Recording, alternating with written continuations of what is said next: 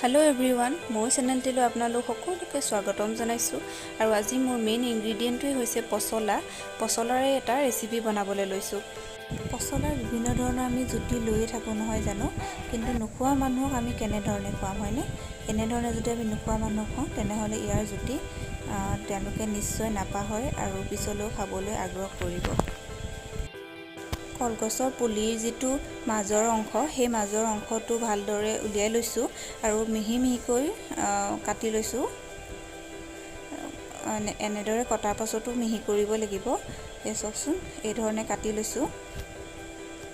এই ধৰণে কাটি লোৱাৰ পাছত এটা গিলাস লৈছো গিলাসৰ মুখখনেদি যেতিয়া আমি হেঁচি দিওঁ ভালদৰে মিহি হৈ যাব আৰু তাতোতকৈ যদি মিহি লাগে তেনেহলে হাতেৰে যদি আমি হেঁচি দিওঁ তেতিয়া তাতোতকৈ মিহি হৈ যাব আপোনালোকে মিক্সি পটা নহলেবা খুন্দনাটো পিচিব পাৰে হাতেৰে মানে বেছি সুবিধাজনক মই ভাবো আৰু খাবলৈ খুব সোৱাদ হয় মিক্সিত বেছি গুৰি হৈ যাব বাবে মিক্সিত দিয়া নাই এয়া চকচোন খুব ধুনীয়াকৈ মিহি হৈ গৈছে আৰু মিহি দৰকাৰ নাই হাততো কোনো ধৰণৰ চেক লগা নাই পচলাৰ যেহেতু পটককৈ চেক নালাগে ইয়াৰ লগে লগে মই ৰঙলাও পিছু কাটি লৈছো ৰঙলাও দিয়ে বনাম যিহেতুকে আৰু পচলাটো কাটোতে মোৰ যিমান সময় লগা নাছিলে ৰঙলাওটো কাটোতে হিমান বেছি সময় দৰকাৰ হৈছে কাৰণ ৰঙলাওটো বেছি বুঢ়া হৈ গৈছে কোমলীয়া হলে মানে খুব সোনকালে কাটি হৈ যায় আৰু ৰঙলাওটো মিঠা হলে মানে তৰকাৰীখন খাবলৈ খুব ধুনীয়া হয় অৱশেষত মোৰ ৰঙলাওখিনি কাটি হৈছে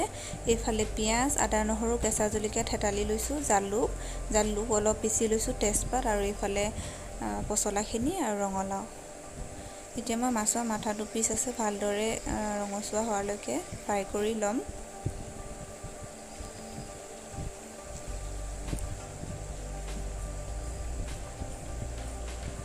প্ৰায় ৰঙচুৱা হৈ গৈছে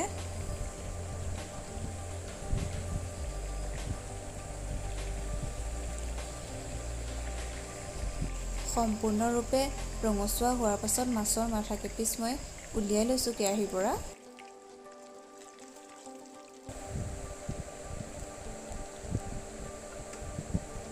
সেইখিনি তেলতে এতিয়া মই পাঁচফোৰণ দিম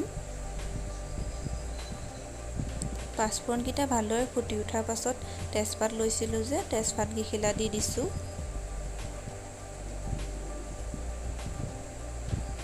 এতিয়া ইয়াতে দিম কাটি লোৱা পিয়াজখিনি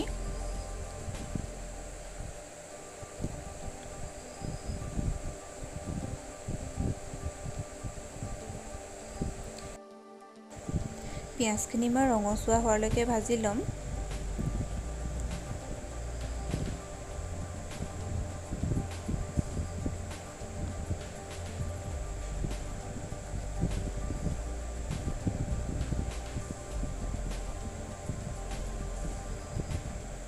যেতিয়া পিয়াজখিনি ৰঙচুৱা হ'বলৈ ধৰিব তেতিয়া ইয়াতে আদা নহৰু আৰু কেঁচা জলকীয়া থেতালি লৈছিলো সেই পেষ্টটো ইয়াতে দি দিছো আৰু জালুকৰ গুড়া ইয়াতে দি দিছো এতিয়া ভালদৰে লৰাই লম ভালদৰে ভাজি লোৱাৰ পাছত ইয়াতে এতিয়া এচামুচ হালধি গুড়ি দিছো জিৰা ধনিয়া আধা চামুচ গৰম মছলা আধা চামুচ ৰেড চিলি আধা চামুচ এতিয়া ভালদৰে ভাজি লৈ কাটি লোৱা ৰঙলাওখিনি ইয়াতে দি দিছো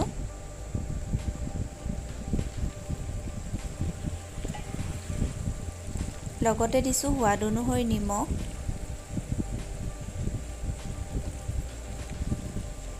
এতিয়া মছলা আৰু ৰঙলাওখিনিৰ লগত ভালদৰে মিহলি হৈ যোৱালৈকে ভালদৰে এবাৰ ভাজি লম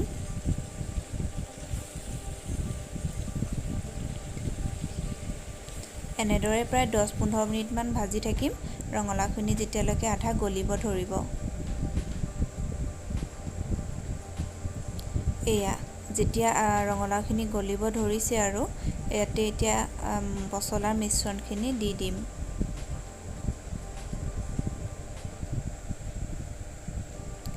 ৰঙলাও যিমানখিনি লোৱা হয় তাৰে 3/4 এভাগে পচলা ল'ব লাগে খুব কম পৰিমাণে এতিয়া ৰঙলাও মিশ্ৰণখিনি আৰু পচলাখিনি ভালদৰে তল ওপৰ কৰি ভালদৰে এবাৰ লৰাই ল'ম আৰু পচলাখিনি সিজোতে যিহেতু বেছি সময় নালাগে সেইবাবে পিছতহে দিছোঁ।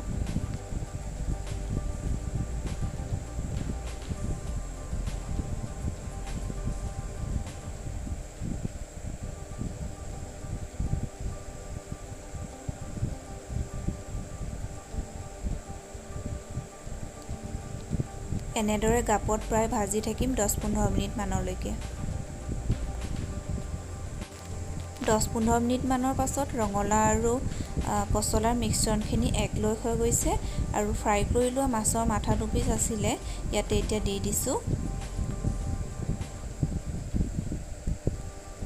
মাছৰ মাথা কেইপিচ যিহেতু গোটা হৈ আছে সেইবাবে হেতাখনে এনেদৰে ভাঙি দিলে মানে মিশ্ৰণখিনিত খুব ধুনীয়াকৈ মিহলি হৈ যাব।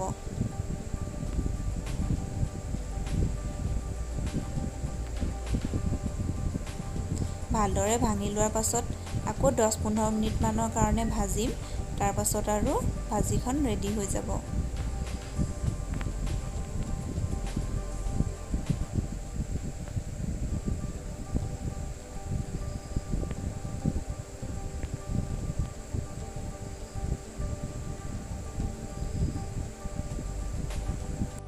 এয়া চাওকচোন, চব্জিখিনি সম্পূৰ্ণৰূপে হৈ গৈছে আৰু খাবলৈ খুব ধুনীয়া হৈছে। এনেধৰণে যদি জুতি লোৱা নাই তেনেহ'লে নিশ্চয় এবাৰ বনাই খাব। আৰু শেষলৈ ভিডিঅ'টি চোৱাৰ বাবে ধন্যবাদ থাকিল।